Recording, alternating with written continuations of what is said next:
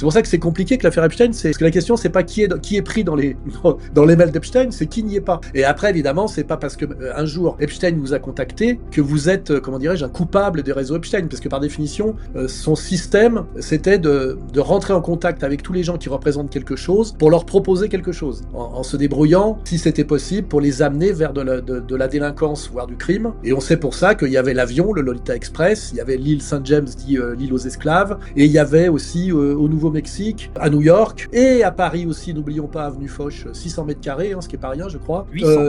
800, ouais, de toute façon, ça changera pas grand-chose, soit 800 ou 600. Des lieux qui étaient en fait on va dire des bordels privés, suréquipés de caméras. Mais dans les films, on se dit, ça fait un bon scénario. On se rend pas compte qu'en fait, ce qu'on nous montre dans les très bons films américains, les très bons films à intrigue comme ça, finalement, sont très souvent des reflets assez stricts de la réalité. D'ailleurs, que des grands auteurs ou des grands scénaristes sont des types souvent qui ont été initiés parce qu'ils ont travaillé pour les services, John le Carré ou des gens comme ça.